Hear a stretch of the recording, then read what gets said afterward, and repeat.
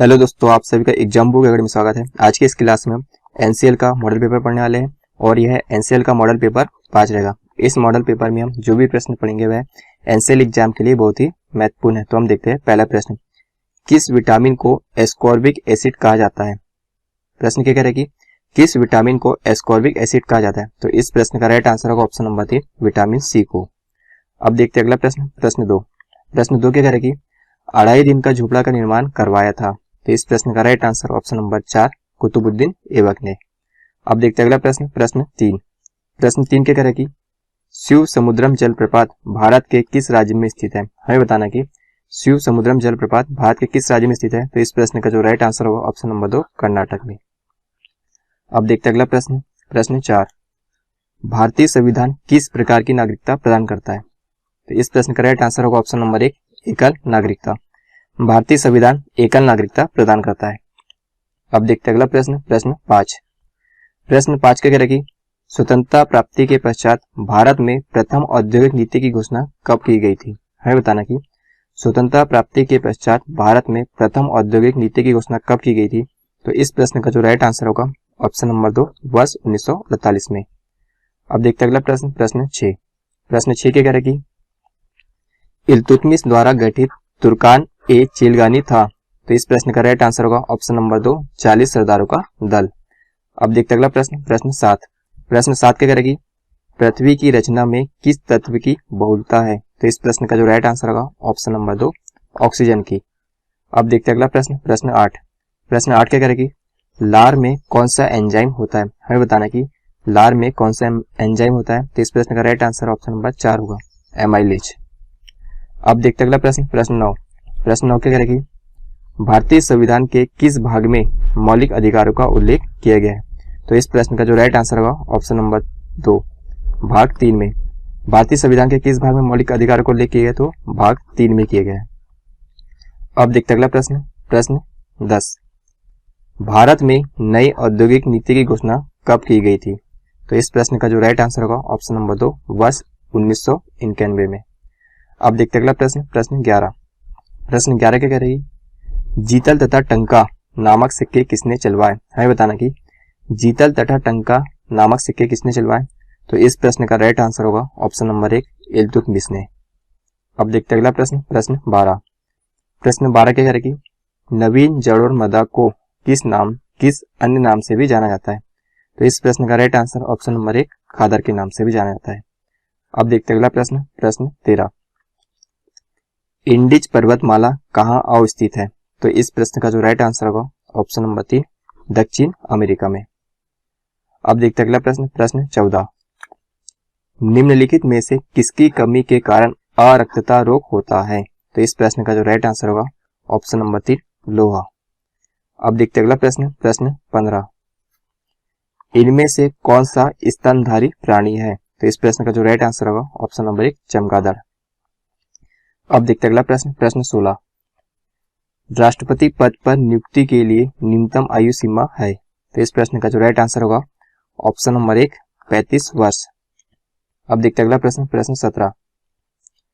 भारत में बेरोजगारी पाई जाती है। तो इस प्रश्न का जो राइट आंसर होगा ऑप्शन नंबर 4, ये सभी। संरचनात्मक बेरोजगारी, अदरस बेरोजगारी और मौसमी बेरोजगारी, ये सभी बेरोजगारी भारत में पाई जाती है। अब देखते अगला प्रश्न, प्रश्न 18। अनुच्छेद 14 से 18 किस मौलिक अधिकार से संबंधित है। तो इस प्रश्न का जो राइट आंसर होगा ऑप्शन नंबर 1, समता का अधिकार। अब देखते अगला प्रश्न, प्रश्न 19। अत्यंत सूक्ष्म कणों वाली मिट्टी कौन सी है। तो इस प्रश्न का जो राइट आंसर होगा ऑप्शन नंबर 4, चिकनी मिट्टी। अब देखते अगला प्रश्न, प्रश्न 20। निम्न में सबसे व्यस्त मानव अंग कौन सा है। तो इस प्रश्न का जो राइट आंसर होगा ऑप्शन नंबर 2, हृदय। हृदय सबसे व्यस्त मानव अंग है। अब देखते अगला प्रश्न, प्रश्न 21। निम्नलिखित में कौन सा शब्द शुद्ध है। तो इस प्रश्न का राइट आंसर होगा ऑप्शन नंबर 1, अधिशासी। अब देखते अगला प्रश्न, प्रश्न 22। मनोरथ कौन सी संधि का उदाहरण है। तो इस प्रश्न का राइट आंसर होगा ऑप्शन नंबर 3, विसर्ग संधि का। अब देखते अगला प्रश्न, प्रश्न 23। दोपहर में कौन सा समास है। तो दोपहर में द्विगु समास है। तो ऑप्शन नंबर 2 करेक्ट आंसर है।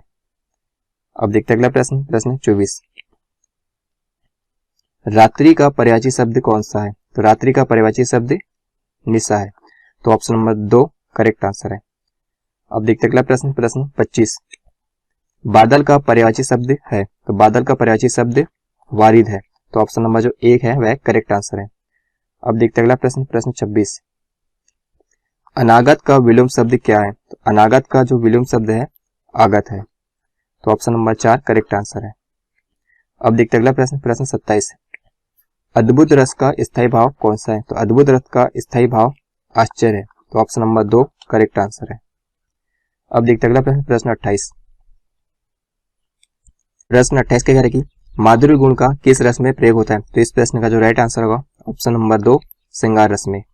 अब देखते अगला प्रश्न, प्रश्न 29। जहां उपमेय में अनेक उपमानों की शंका होती है वहां कौन सा अलंकार होता है? तो इस प्रश्न का राइट आंसर होगा ऑप्शन नंबर 4 संदेह अलंकार। अब देखते अगला प्रश्न, प्रश्न 30। कबीरदास की भाषा थी, तो इस प्रश्न का राइट आंसर होगा ऑप्शन नंबर 3 सदुक्कड़ी। अब देखते अगला प्रश्न, प्रश्न 31। शिवा बावनी के रचनाकार है, तो इस प्रश्न का राइट आंसर होगा ऑप्शन नंबर 2 भूषण। अब देखते अगला प्रश्न, प्रश्न 32। दिनकर किस रस के कवि माने जाते हैं? तो दिनकर वीर रस के कवि माने जाते हैं, तो ऑप्शन नंबर 3 करेक्ट आंसर है। अब देखते अगला प्रश्न, प्रश्न 33। कामायनी किस प्रकार का ग्रंथ है? तो कामायनी एक महाकाव्य है, तो ऑप्शन नंबर 3 करेक्ट आंसर है। अब देखते अगला प्रश्न, प्रश्न 34। रंगभूमि के रचनाकार है, तो रंगभूमि के रचनाकार प्रेमचंद है, तो ऑप्शन नंबर 3 करेक्ट आंसर है। अब देखते अगला प्रश्न, प्रश्न 35। हिंदी साहित्य में प्रयोगवाद के प्रवर्तक का नाम है, तो इस प्रश्न का राइट आंसर होगा ऑप्शन नंबर 2 अज्ञेय। अब देखते अगला प्रश्न, प्रश्न 36। हवा का जो संबंध पक्षी से वही संबंध पानी का किससे है? हवा में पक्षी उड़ते हैं तो पानी में मछली तैरती है, तो ऑप्शन नंबर 2 करेक्ट आंसर है। अब देखते अगला प्रश्न, प्रश्न 37। नीचे दिए गए प्रश्न में प्रश्नवाचक चिन्ह के स्थान पर क्या आएगा? बाढ़ का संबंध पानी से है, तो तूफान का संबंध किससे हुआ? बाढ़ जो होती है वह पानी के कारण आती है, तूफान हवा के कारण आता है, तो ऑप्शन नंबर जो 3 है वह करेक्ट आंसर है। अब देखते अगला प्रश्न, प्रश्न 38। नीचे दिए गए प्रश्न में प्रश्नवाचक चिन्ह के स्थान पर क्या आएगा? 9 का संबंध 25 से, तो 49 का संबंध किससे होगा बताना है। 9 का संबंध 25 से, उसी बात से 49 का संबंध किससे होगा बताना है। तो 9 क्या है? ये 3 का वर्ग है, और 25 की बात करते तो यह 5 का वर्ग है। यदि हम 3 में 2 जोड़ेंगे कितना आएगा? 5 आएगा, और 5 का वर्ग करेंगे तो कितना आएगा? 25 आएगा। उसी बात से जो 49 है यह 7 का वर्ग है, तो यदि हम 7 में 2 ऐड कर दे कितना आएगा? 9 आएगा, और 9 का वर्ग करेंगे कितना आएगा? तो 81 आएगा, तो ऑप्शन नंबर जो 4 है वह करेक्ट आंसर है, 81 करेक्ट आंसर है। अब देखते अगला प्रश्न, प्रश्न 39। निम्नलिखित में से कौन सा एक अक्षर समूह ऐसा है जो अन्य 3 से भिन्न है? हमें इसमें ऐसा अक्षर समूह बताना है जो अन्य 3 से भिन्न है। तो पहले कहते हैं BDH, इसका CFL, EJU और DHP। बी की प्लेस वैल्यू 2 है, डी की 4 है, एच की 8 है, सी की 3 है, एफ की 6 है, एल की 12 है, ई की 5 है, जे की 10 है, यू की 21 है, डी की 4 है, एच की 8 है, और जो पी है, पी की 16 है।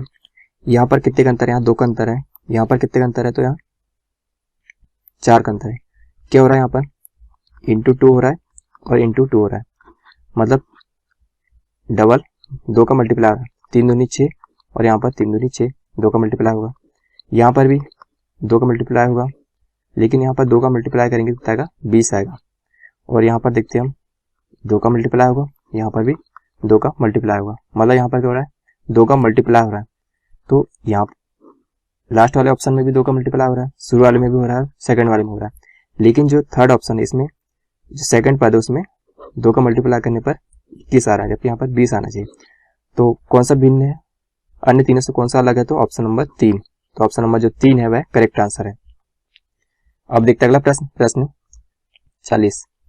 किसी कोड में डिजाइन को FCUGIA लिखा जाता है, उसी कोड में रिपोर्ट को क्या लिखेंगे?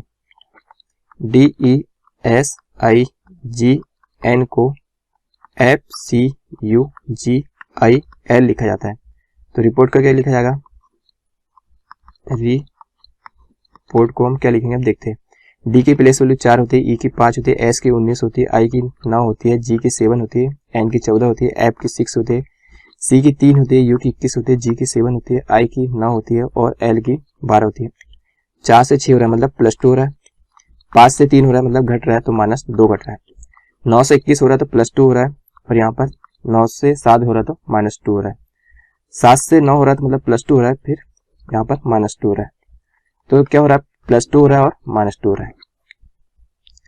तो आर जो है इसकी प्लेस वैल्यू क्या होती है 18 होती है, ई की 5 होती है, पी की 16 होती है, ओ की 15 होती है, आर की 18 होती है और टी की 20 होती है। तो यहाँ पर +2 होगा कितना होगा 20 हो जाएगा, -2 होगा तो क्या होगा 3 होगा, फिर +2 होगा तो 18 आएगा, फिर -2 होगा तो 13 आएगा, +2 होगा तो कितना आएगा 20 होगा और -2 होगा तो 18 होगा। 20 किस लीटर की प्लेस वैल्यू है तो यह टी की है, 3 जो है वह सी की है, 18 आर की है, 13 एम की है, 20 टी की है और 18 आर की है। तो हमारा आंसर आएगा TCR MTR। हमारा आंसर क्या आएगा TCR और MTR आएगा। तो ऑप्शन नंबर 2 करेक्ट आंसर है। अब देखते हैं अगला प्रश्न, प्रश्न 41। किसी सांकेतिक भाषा में MEAN को 5123 तथा NOW को 368 लिखा जाता है, तो MON को क्या लिखा जाएगा हमें बताना है। MOAN को किस प्रकार से लिखेंगे। तो यहाँ पर हमें जो M है इसका कोड क्या दिया है, M का कोड 5 दिया है, क्या दिया है तो 5 दिया है। O का कोड की बात करें तो O का कोड जो हमारे पास है 6 दिया है, क्या दिया है 6 दिया है। और A के कोड की बात करें तो A का कोड का यहाँ पर 2 है और जो N है N का कोड कितना दिया है तो 3 दिया है, N का कोड क्या दिया है तो 3 दिया है। तो आंसर क्या होगा 5623, क्या होगा आंसर 5623। तो ऑप्शन नंबर जो 1 है वह करेक्ट आंसर है। अब देखते हैं अगला प्रश्न, प्रश्न 42। नीचे दिए गए प्रश्न में प्रश्नवाचक चिन्ह के स्थान पर क्या हमें बताना है। 12 का संबंध 20 से है, उसी बात से 30 का संबंध किससे होगा हमें बताना है। 12 का संबंध 20 से है, उसी बात से 30 का संबंध किससे होगा बताना है। 12 क्या है 3 और 4 का मल्टीप्लाई है और जो 20 है यह 4 और 5 का मल्टीप्लाई। यहाँ पर क्या है क्रम से चलना है, 3 के बाद 4 है, फिर जो लास्ट डिजिट रहेगा वही स्टार्टिंग होगा तो 4 और 5 आएगा। यहाँ ये जो 30 है यह 5 और 6 का मल्टीप्लाई है, 5 6 के 30। तो यहाँ पर क्या आएगा जो लास्ट डिजिट लेना है, मतलब क्रम से चलना है, तो 6 के बाद क्या आएगा 6 के बाद 7 आता है, 6 into 7 जाएगा, क्योंकि जो लास्ट डिजिट है हमें वही पहले लेना है, उसके बाद क्रम से लेना है। तो 6 और 7 क्या होता है 42। तो हमारा आंसर क्या आएगा 42 आएगा। तो ऑप्शन नंबर जो 4 है वह करेक्ट आंसर है। अब देखते हैं अगला प्रश्न, प्रश्न 43। प्रश्न 43 क्या कह रहा है कि आप सीधे पूरब की ओर जा रहे हैं, उसके बाद आप दाएं मुड़ते हैं और फिर दाएं मुड़ते हैं, फिर बाएं मुड़ते हैं। यह बताइए कि आप किस दिशा में जा रहे हैं। तो यह उत्तर है, यह दक्षिण है, या पूरब है, या पश्चिम है। आप किस दिशा में जा रहे हैं तो आप पूरब की ओर जा रहे हैं, उसके बाद आप किधर मुड़ते हैं तो दाएं मुड़ते हैं, फिर दाएं मुड़ते हैं, फिर बाएं मुड़ते हैं। तो उसके बाद आप किस दिशा में जा रहे हैं तो बाएं मतलब ये हो गया नीचे। ये कौन सी दिशा है तो दक्षिण दिशा है। तो आप किस दिशा में जा रहे हैं तो दक्षिण दिशा की ओर जा रहे हैं। तो आंसर होगा ऑप्शन नंबर 4। अब देखते हैं अगला प्रश्न, प्रश्न 44। प्रश्न 44 क्या कह रहा है कि ए सी का पिता है, डी बी का पुत्र है, ई ए का भाई है। यदि सी डी की बहन है तो बी का ई से क्या रिश्ता है बताना है। ए जो है वह सी का क्या है पिता है, ई ए का भाई है। ए का भाई कौन है पिता है मतलब प्लस हो जाएगा, ई जो है ए का भाई है मतलब ये भाई हो गया। यदि सी डी की बहन है, सी जो है इसकी बहन है तो डी की बहन है, तो ये बहन भाई हो गया। उसके बाद क्या करेगी और डी जो है बी का पुत्र है,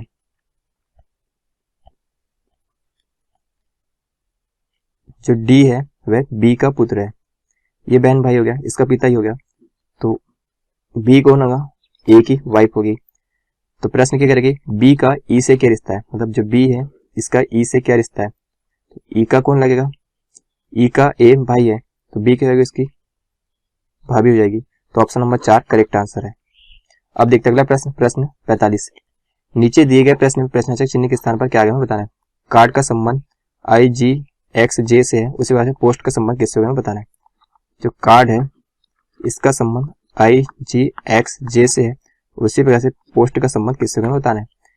C की प्लेस वैल्यू क्या है 3 है, A की 1 है, R की 18 है और D की 4 है।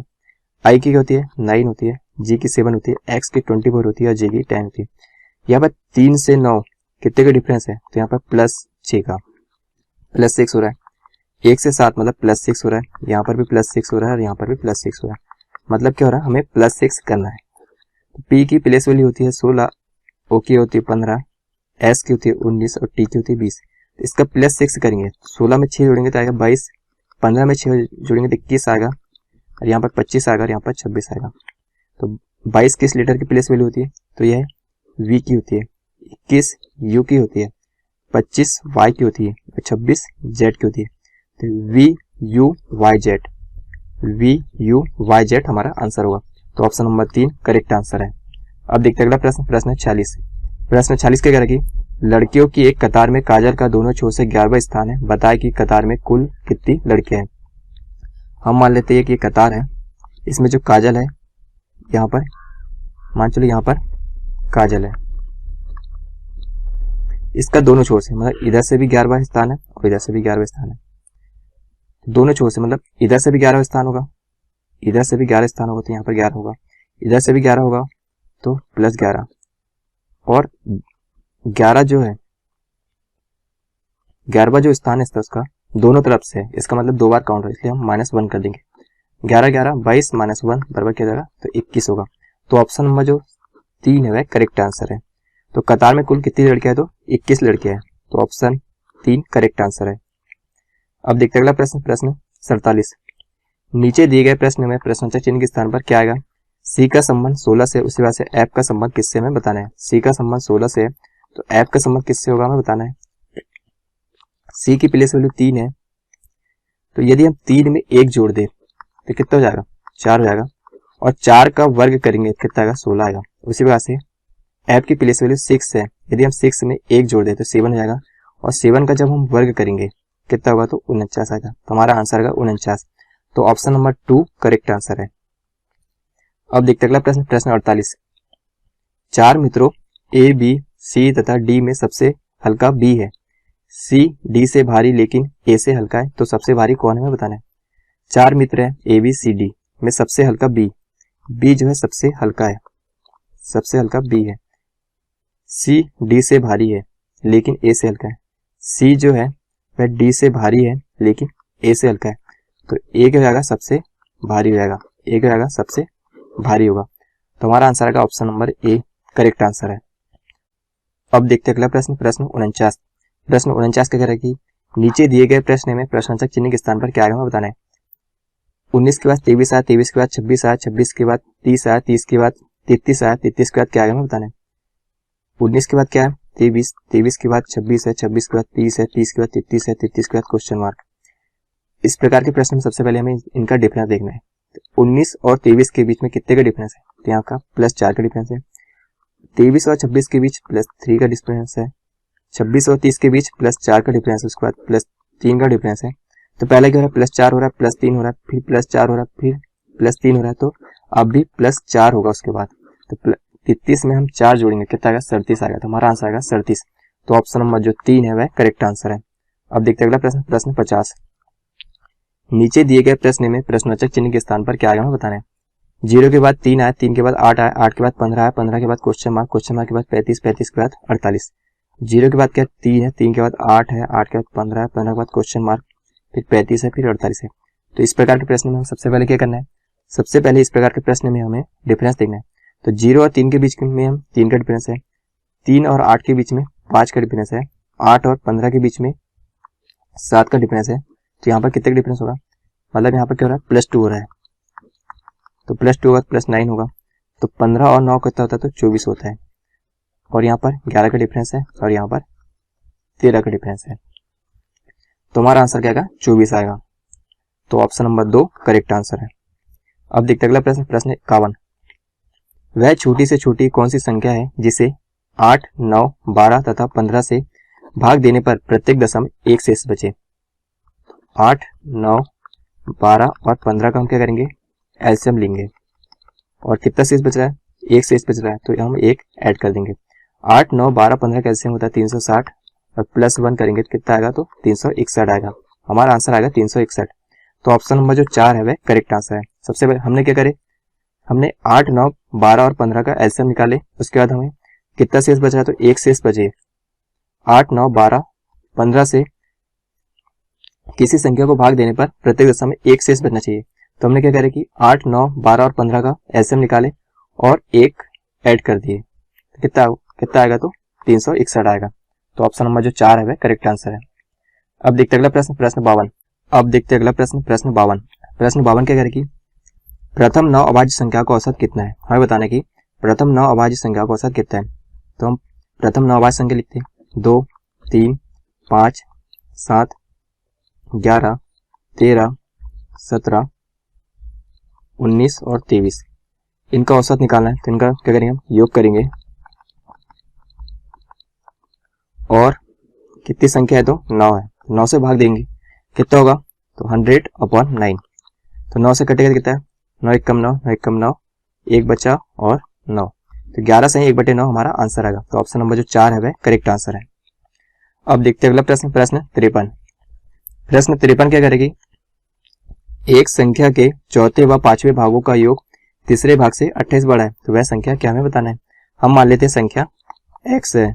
हमने माना कि जो संख्या है वह x है। तो x के चौथे भाग प्लस x के पांचवें भाग का योग x के तीसरे भाग से 28 बड़ा है।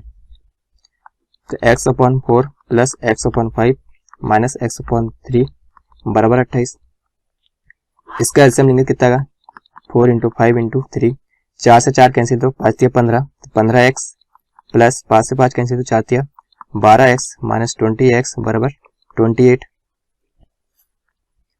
15 और 12x कितना होगा, तो 27x माइनस 20x बराबर 28 × 60।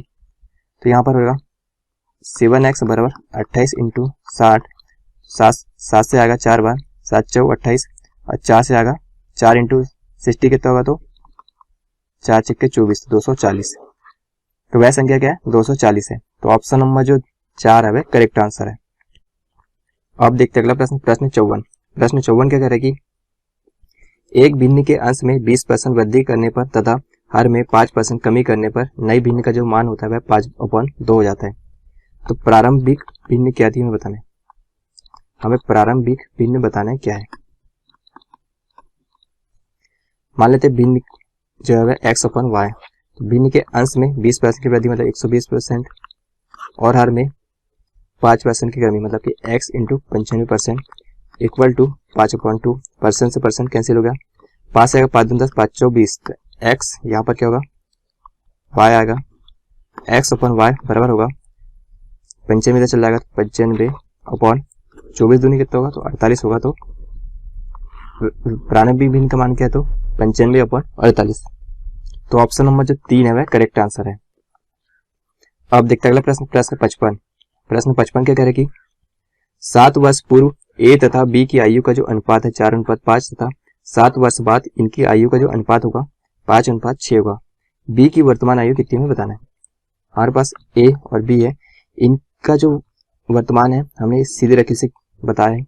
और 7 वर्ष पूर्व की बात करते हैं तो इनका जो अनुपात का जो रेशियो है 4:5 है। और 7 वर्ष बाद इनका जो अनुपात का रेशियो क्या है, तो 5:6। इन दोनों के बीच में कितने का डिफरेंस है, 1 का डिफरेंस है। यहाँ पर भी 1 का डिफरेंस है, तो यह सही है। अब क्या यहाँ से यहाँ कितना बढ़ा, तो 1 यूनिट बढ़ा। कितना बढ़ा, 1 यूनिट बढ़ रहा है। और यहाँ से यहाँ तक ईयर में जाने के लिए क्या लगे, तो -7 तो +7 होगा, फिर +7 होगा तो 14 होगा। तो 1 यूनिट का मान 14 साल के बराबर है। तो हमें क्या निकालना, बी की वर्तमान आयु। तो हम क्या करेंगे, यहाँ पर 5 यूनिट का मान कितना होगा, 1 यूनिट का मान 14 साल है तो 5 यूनिट का मान होगा 70 वर्ष। और यहाँ पर हम पहले 7 साल पहले का है तो 7 ऐड कर देंगे, कितना होगा, तो 77 वर्ष। तो जो बी की वर्तमान आयु कितनी होगी, तो 77 वर्ष हो गए। तो ऑप्शन नंबर जो 4 है वह करेक्ट आंसर है। अब देखते अगला प्रश्न, प्रश्न 56। प्रश्न 56 क्या करेगी, खाद्य तेल की कीमत 25% बढ़ गई, उपभोक्ता को खाद्य तेल की खपत में कितने प्रतिशत की कमी करनी चाहिए ताकि उसका व्यय नियत रहे। मान लेते हैं हम खाद्य तेल की कीमत पहले 100 थी तो 25% बढ़ गई तो कितना होगा, 125 होगा। और खाद्य तेल की खपत में कितने प्रतिशत कमी करनी चाहिए ताकि उसका व्यय नियत रहे। तो कितने हमने 25% बढ़ाया, तो यहाँ से कितने बढ़ा, तो 25 बढ़ा, तो हमें 25 की कमी करना पड़ेगा किस पर, 125 पर इंटू 100। 25 पंचे 125, 25 से आएगा तो 20 बार, तो 20%, तो हमें 20% की कमी करनी चाहिए। तो ऑप्शन नंबर 2 करेक्ट आंसर है। अब देखते अगला प्रश्न, प्रश्न 57। प्रश्न 57 क्या करेगी, 1248 का 25% प्लस क्वेश्चन मार्क का 20% बराबर 9848 भागित 4। 1248 इंटू 25% मतलब 1/4 प्लस क्वेश्चन मार्क की जगह हमने एक्स ले लिए, एक्स का 20% मतलब 1/5 बराबर 9848 भागित 4। 4 से आएगा तो 4 दूनी 8, बचा 1, 4 चौ 16, बचेगा तो 4 6 के 24, 4 दूनी 8। यहाँ से आएगा 4 से 4 या 12, 4 1 कम 4 और 4 दूनी 8, तो x/5 बराबर 24/62 माइनस 312। x/5 बराबर होगा 2 में से 2 आएगा 0, 6 में से 1 गया तो 5, 4 में से 3 गया तो 1 और 2 का 2, तो x बराबर होगा 5 शून्य 5, 25 का 5 हाथ लाया 2, 5 कम 5, 5 और 2 7, 5 दूनी 10, तो x बराबर क्या आएगा 10,750। तो हमारा आंसर आया 10,750। तो ऑप्शन नंबर 3 करेक्ट आंसर है। अब देखते अगला प्रश्न, प्रश्न 58। एक लड़का 10 रुपए के 11 केले की दर से खरीदता है, एक लड़का 10 रुपए के 11 केले की दर से खरीदता है तथा 11 के 10 केले की दर से बेचता है। लड़के को हुए लाभ का प्रतिशत क्या होगा बताना है। हमें लड़के का प्रॉफिट बताना है कितना होगा। तो यहाँ पर हमें प्राइस दिया है और क्वांटिटी दी है। सीपी मतलब खरीद रहा है, तो 10 रुपए में 11 केले की दर से खरीद रहा है, मतलब 10 रुपए में 11 केले खरीद रहा है और 11 रुपए में 10 की दर से बेच रहा है। एसपी मतलब बेच रहा है, तो 11 में 10 केले की दर से बेच रहा है। ये क्या क्वांटिटी है, तो हम क्या करेंगे, इसमें क्वांटिटी सेम करेंगे। उसके लिए हम क्या करना पड़ेगा, यहाँ पर 10 से मल्टीप्लाई करना पड़ेगा और यहाँ पर 11 से करना पड़ेगा। तो यहाँ पर 110 हो गया क्वांटिटी भी और यहाँ पर भी 110 हो गया। जब हम यहाँ पर 10 से मल्टीप्लाई करेंगे तो यहाँ पर भी 10 से मल्टीप्लाई करना पड़ेगा, तो यहाँ पर भी 11 से करना, तो ये हो जाएगा 100 और ये हो जाएगा 121।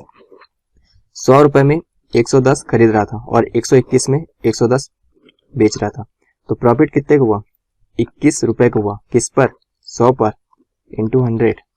100 से 100 कैंसिल, तो कितने परसेंट का प्रॉफिट हुआ था, 21% का प्रॉफिट हुआ, तो आंसर आ गया 21%। तो ऑप्शन नंबर 3 करेक्ट आंसर है। अब देखते अगला प्रश्न, प्रश्न 59। प्रश्न 59 क्या करेगी,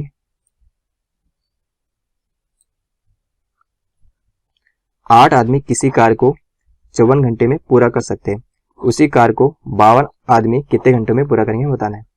तो यहाँ पर M1 D1 और H1 बराबर अपॉन W1 बराबर M2 D2 H2 upon W2। M1 क्या है, आदमियों की संख्या, D क्या है, यहाँ पर दिन है और H क्या है, घंटे, और W कार है। तो 8 आदमी 24 घंटे में कितना कार हमें नहीं पता है, तो हम X मान लेते हैं, और उसी कार को मतलब X कार को 12 आदमी कितने घंटे में हमें नहीं पता है, तो यहाँ पर हम घंटे को Y मान लेते हैं। तो 12 से आएगा 2 बार, X से X कैंसिल, तो 8 दूनी 16, तो Y बराबर 16 घंटे।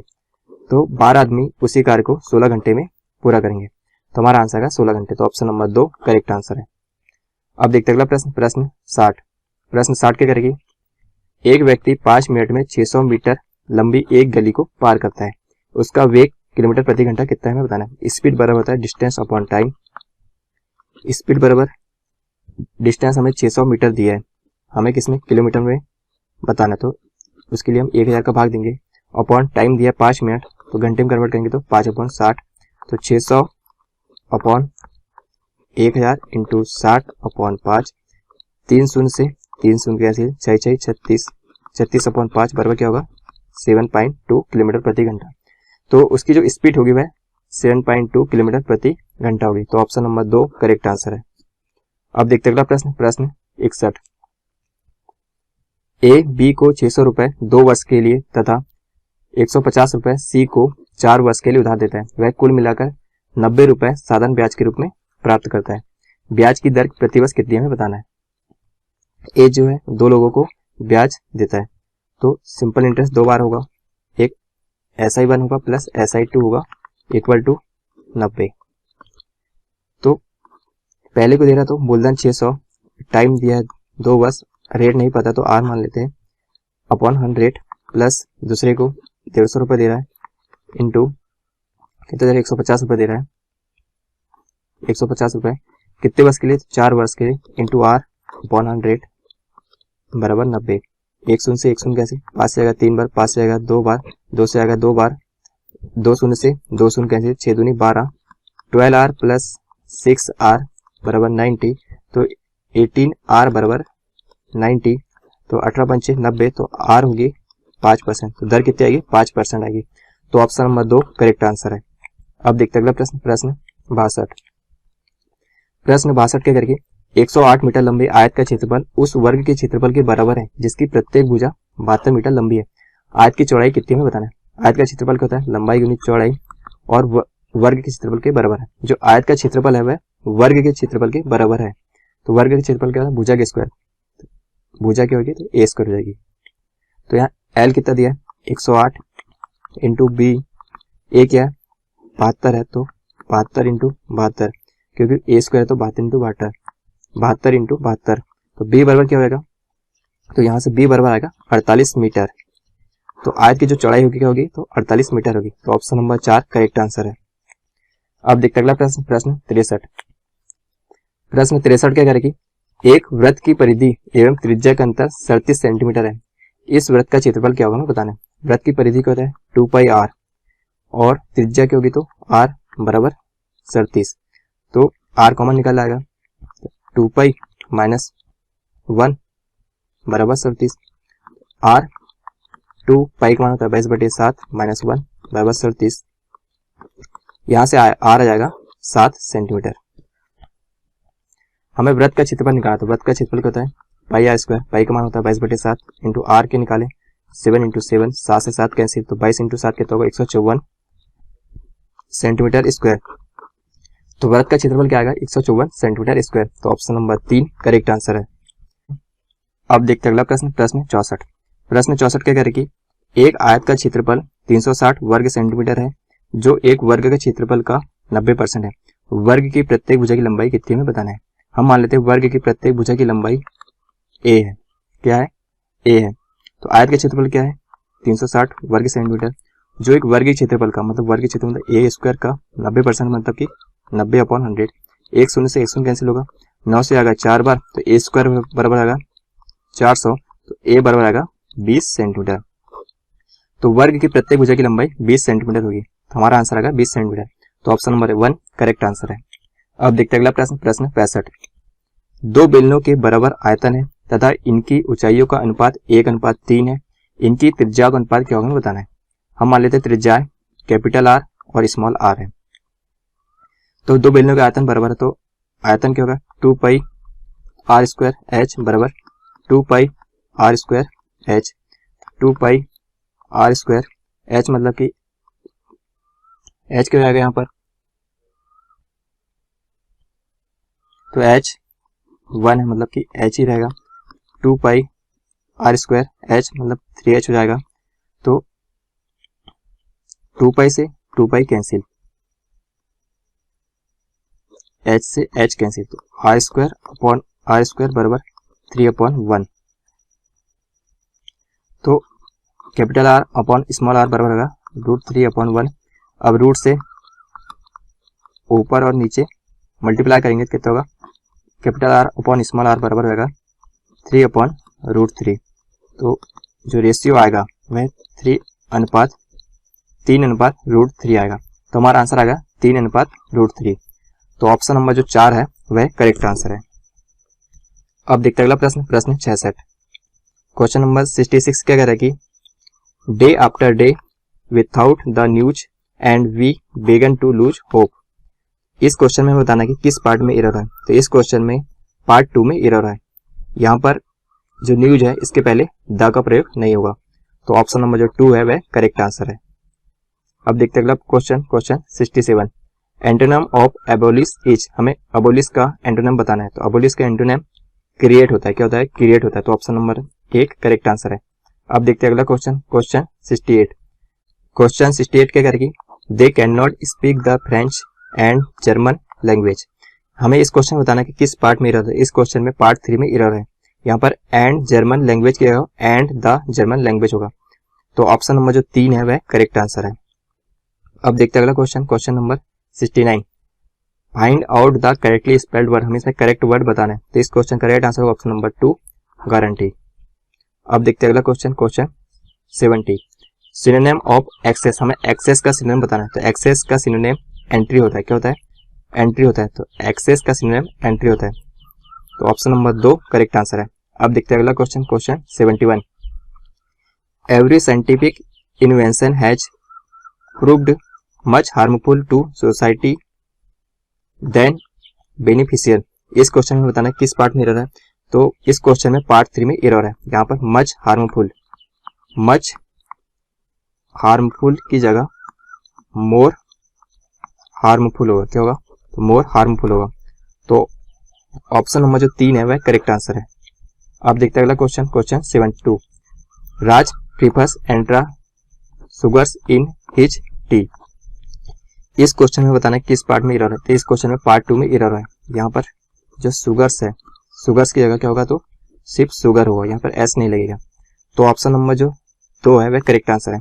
अब देखते हैं अगला question, question 73। Find out the correctly spelled word. हमें इसमें करेक्ट वर्ड बताना क्या होगा। तो इस क्वेश्चन का राइट आंसर ऑप्शन नंबर 1 होगा, सेलिब्रेट। अब देखते हैं अगला question, question 74। Antonym of forbid. हमें एंटोनिम बताना है फॉरबिट का। फॉरबिट का विलोम शब्द क्या होता है, तो फॉरबिट का विलोम शब्द अलाउ होता है। क्या होता है, अलाउ होता है। तो ऑप्शन नंबर 1 जो होगा करेक्ट आंसर होगा। फॉरबिट का एंटोनिम अलाउ होता है। अब देखते हैं अगला question, question 75। Synonym of sealed. हमें सील्ड का सिनोनिम बताना क्या होगा। तो जो सील्ड है इसका सिनोनिम प्रोटेक्ट होता है। क्या होता है, प्रोटेक्ट होता है। तो ऑप्शन नंबर 3 करेक्ट आंसर है। अब देखते हैं अगला प्रश्न, प्रश्न 76। किन परिस्थिति में ओवरटेकिंग करना मना है। तो इस प्रश्न का जो राइट आंसर होगा ऑप्शन नंबर 1, जब अन्य वाहन के ट्रैफिक की असावधानी हो। जब अन्य वाहन के ट्रैफिक की असावधानी हो। अब देखते हैं अगला प्रश्न, प्रश्न 77।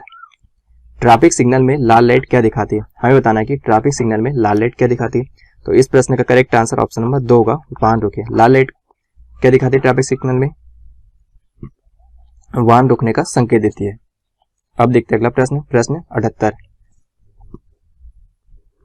टेडपोल किसका एक विकासशील चरण है। हमें बताने की जो टेडपोल है किसका एक विकासशील चरण है। तो इस प्रश्न का राइट आंसर ऑप्शन नंबर 3 होगा, मेढक का। अब देखते हैं अगला प्रश्न, प्रश्न 79। भारतीय संविधान में समवर्ती सूची की प्रेरणा कहां से ली गई है। तो इस प्रश्न का जो राइट आंसर होगा ऑप्शन नंबर 3, ऑस्ट्रेलिया से। अब देखते हैं अगला प्रश्न, प्रश्न 80।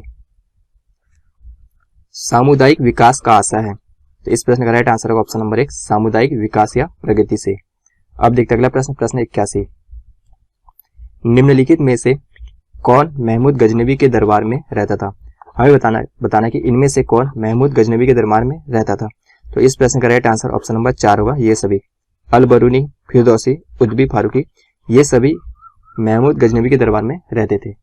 अब देखते हैं अगला प्रश्न, प्रश्न 82। भारतीय मरुस्थल की एक महत्वपूर्ण नदी है। तो इस प्रश्न का राइट आंसर होगा ऑप्शन नंबर 1, लूनी नदी। अब देखते हैं अगला प्रश्न, प्रश्न 83। प्रश्न 83 क्या करेगी, समुद्री जल का एक निश्चित अंतराल पर ऊपर उठना तथा गिरना क्या कहलाता है। तो इस प्रश्न का राइट आंसर होगा ऑप्शन नंबर 4, 1 व 2 दोनों, ज्वार और भाटा दोनों होगा। तो ऑप्शन नंबर 4 करेक्ट आंसर है। अब देखते हैं अगला प्रश्न, प्रश्न 84। कौन सा पक्षी उड़ता नहीं है। प्रश्न क्या करेगी, कौन सा पक्षी उड़ता नहीं है। इस प्रश्न का राइट आंसर होगा ऑप्शन नंबर 1, शुतुरमुर्ग। शुतुरमुर्ग पक्षी उड़ता नहीं है। अब देखते हैं अगला प्रश्न, प्रश्न 85। प्रश्न 85 क्या करेगी, भारतीय संविधान में आपात उपबंध का प्रावधान किस देश के संविधान से लिया गया। तो इस प्रश्न का जो राइट आंसर होगा ऑप्शन नंबर 1, जर्मनी से। अब देखते हैं अगला प्रश्न, प्रश्न 86। केंद्रीय सांख्यिकी संगठन का मुख्यालय कहाँ है। केंद्रीय सांख्यिकी संगठन का मुख्यालय कहाँ है। तो इस प्रश्न का राइट आंसर होगा ऑप्शन नंबर 2, दिल्ली में। अब देखते हैं अगला प्रश्न, प्रश्न 87 क्या करेगी, तराइन का प्रथम युद्ध किसके किसके बीच हुआ था। हमें बताना है कि तराइन का जो प्रथम युद्ध हुआ था किसके किसके बीच हुआ था। तो इस प्रश्न का जो राइट आंसर होगा ऑप्शन नंबर 1, मोहम्मद गौरी तथा पृथ्वीराज चौहान के बीच हुआ था। अब देखते हैं अगला प्रश्न, प्रश्न 88। चिल्का झील भारत के किस राज्य में स्थित है? तो चिल्का झील भारत के उड़ीसा राज्य में स्थित है। तो ऑप्शन नंबर 2 करेक्ट आंसर है। अब देखते हैं अगला प्रश्न, प्रश्न 89। पृथ्वी की आंतरिक संरचना की भूपर्पटी में कौन सा तत्व पाया जाता है? तो इस प्रश्न का राइट आंसर होगा ऑप्शन नंबर 1 सिलिका। अब देखते हैं अगला प्रश्न, प्रश्न 90। पशुओं की ग्रीष्मकालीन निद्रा के तत्व को क्या कहते हैं? तो इस प्रश्न का राइट आंसर होगा ऑप्शन नंबर 2 एस्टिवेशन। अब देखते हैं अगला प्रश्न, प्रश्न 91। मौलिक अधिकार का सिद्धांत कहां से प्रेरित है? तो इस प्रश्न का राइट आंसर होगा ऑप्शन नंबर 4 अमेरिका से। अब देखते हैं अगला प्रश्न, प्रश्न 92। प्रश्न 92 क्या कह रहा है कि पूर्वोत्तर भारत में मीठे पानी की सबसे बड़ी झील कौन सी है? तो इस प्रश्न का राइट आंसर होगा ऑप्शन नंबर 1 लोकटक झील। अब देखते हैं अगला प्रश्न, प्रश्न 93। पृथ्वी के केंद्र में कौन सा पदार्थ पाया जाता है? हमें बताना कि पृथ्वी के केंद्र में कौन सा पदार्थ पाया जाता है। तो इस प्रश्न का राइट आंसर होगा ऑप्शन नंबर 1 निकिल। अब देखते हैं अगला प्रश्न, प्रश्न 94।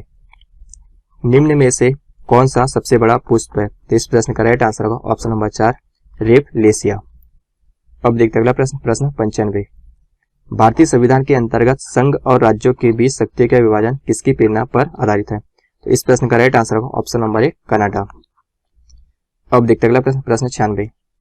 लाल बक्स की उपाधि से किसे दी गई थी? लाल बक्स की उपाधि किसे दी गई थी? तो इस प्रश्न का राइट आंसर होगा ऑप्शन नंबर 2 कुतुबुद्दीन ऐबक को। अब देखते हैं अगला प्रश्न, प्रश्न 97। जोग जलप्रपात किस नदी पर अवस्थित है? जोग जलप्रपात सरस्वती नदी पर स्थित है। तो ऑप्शन नंबर 2 करेक्ट आंसर है। अब देखते हैं अगला प्रश्न, प्रश्न 98। निम्न में से कौन से पृथ्वी के आंतरिक संरचना के भाग है? तो इस प्रश्न का राइट आंसर होगा ये सभी, भूपर्पटी, मेटल और क्रोड, ये सभी पृथ्वी के आंतरिक संरचना के भाग है। तो अब देखते हैं अगला प्रश्न, प्रश्न 99। देवधर ट्रॉफी का संबंध किस खेल से है? हमें बताना कि देवधर ट्रॉफी का संबंध किस खेल से? तो इस प्रश्न का राइट आंसर होगा ऑप्शन नंबर 3 क्रिकेट से। अब देखते हैं अगला प्रश्न, प्रश्न 100। विश्व मौसम विज्ञान दिवस कब मनाया जाता है? हमें बताना कि विश्व मौसम विज्ञान दिवस कब मनाया जाता है। तो इस प्रश्न का राइट आंसर होगा ऑप्शन नंबर 1 23 मार्च को मनाया जाता है। तो यह थे हमारे इंपॉर्टेंट 100 प्रश्न। यदि यह क्लास आपको पसंद आए तो इस चैनल को सब्सक्राइब करें।